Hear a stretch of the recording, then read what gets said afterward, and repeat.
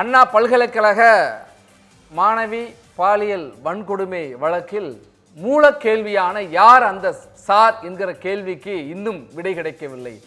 ஞானசேகரன் மட்டும் இந்த வழக்கில் தொடர்புடையவராக இல்லை. குற்றப்பத்திரிகையில் அவர் பேர் மட்டும்தான் இருக்கு. வழக்கின் மூல கேள்விக்கு இன்னும் விடை கிடைக்கவே இல்லை. அந்த சார் யாராக இருந்தாலும் பூண்டேற்றப்படுவார். ஸ்டாலின் மாடல் அரசு மீது வைக்கப்பட்ட குற்றச்சாட்டுக்கு இன்னும் விடை கிடைக்கவில்லை என்று எதிர்க்கட்சி தலைவர் முன்னாள் முதலமைச்சர் இபிஎஸ் தெரிவித்திருக்கிறார்.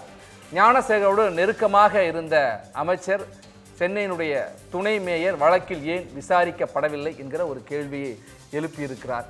வழக்கு இன்னும் முடிவாகவில்லை. வழக்கில் முதலில் கைதான ஞானசேகரனை விடுதலை செய்வதற்கான முயற்சிகளாக நடந்தது. மாணவியினுடைய பாலியல் வன்கொடுமை வழக்கில் குற்றவாளி என்று தீர்ப்பு வழங்கப்பட்டிருப்பதற்கு பாஜகவுடைய முன்னாள் மாநில தலைவர் அண்ணாமலை வரவேற்றிருக்கிறார்.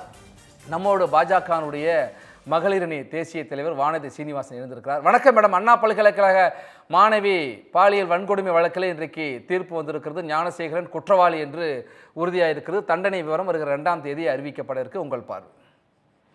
முதலில் விரைவாக வழக்கினை விரைந்து முடிவு செய்து விசாரித்து தீர்ப்பு வழங்கி இருக்கக்கூடிய நீதிமன்றத்திற்கும் இதற்கு ஒத்துழைப்பு கொடுத்த நீதித்துறை மற்றும் காவல்துறை அதிகாரிகளுக்கும் எங்களுடைய பாராட்டுக்கள்.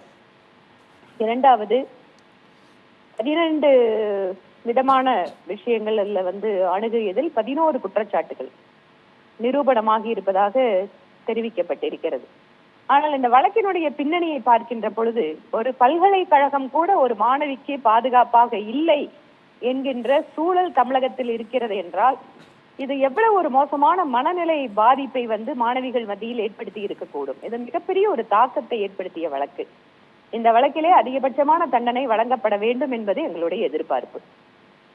அதே போல இந்த வழக்கினுடைய பின்னணியில் வேறு யாரேனும் நபர்கள் இருக்கிறார்களோ என்கின்ற சந்தேகம் அழுத்தமாக மக்கள் மனதில் பதிந்திருக்கிறது. அதையும் காவல்துறை அதை நிரூபிக்க வேண்டும். அது உண்மையான நபர்கள், அதாவது குற்றவாளிகள், இதுக்கு பின்னால தூண்டுதல் இருப்பவர்கள், உதவி செய்வர்கள் யாராக இருந்தாலும் அவர்கள் வெளிக்கொண்டு வர வேண்டும் என்பதும் எங்களுடைய எதிர்பார்ப்பு. உங்களுடைய எதிர்பார்ப்பை முன் வச்சிருக்கீங்க. அதே நேரத்தில் எதிர்க்கட்சி தலைவர் சில கேள்விகளை எழுப்பியிருக்கிறார். மூல கேள்வியான யார் அந்த சாருக்கு இன்னும் விடை கிடைக்கல, அவர் மட்டும் குற்றவாளி என்று தீர்ப்பளிக்கப்பட்டிருக்கவர் மட்டும் இதில் தொடர்பு இருக்க வாய்ப்பில்லை என்கிற சந்தேகங்கள்லாம் எழுப்புறார். உங்களுக்கு அது போல சந்தேகங்கள் எழுகிறதா? அதனாலதான் நான் சொன்னேன், இதில் உண்மையாகவே தொடர்பு இருக்கக்கூடியவர்கள் யார் என்பதை அவர்கள் வெளிக்கொணர வேண்டும். அந்த கேள்விக்கு இன்னும் விடை தெரியாமல் இருக்கிறது.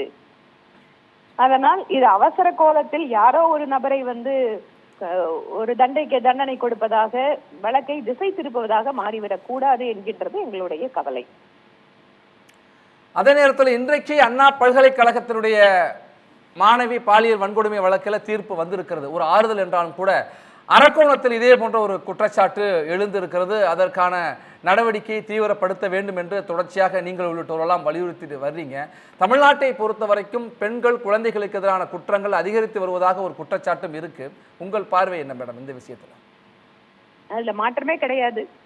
நான் சட்டப்பேரவையில் குறிப்பிடுகின்ற பொழுது கூட பெண்களுக்கு எதிரான குற்றங்கள் தமிழகத்தில் அதிகமாக இருக்கின்றது, புள்ளி விவரங்களும் அதை சொல்கின்றது என்று கூறுகின்ற பொழுது குற்றங்கள் அதிகம் நடக்கவில்லை, ஆனால் விழிப்புணர்வு மக்களுக்கு புகார் கொடுக்கிறார்கள் என்று அரசாங்கம் பதில் சொல்கிறார்கள். இது ஒரு பொறுப்பற்ற பதிலாக நாங்கள் பார்க்கிறோம்.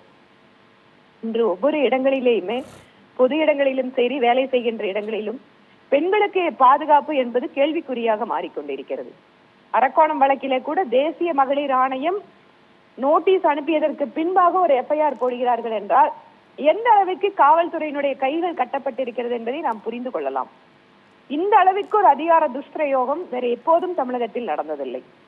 இப்படி ஒரு சூழல் தான் தமிழகத்தில் இருக்கிறது. நன்றி மேடம், உங்களுடைய கருத்துக்களை பகிர்ந்து கொண்டமைக்கு.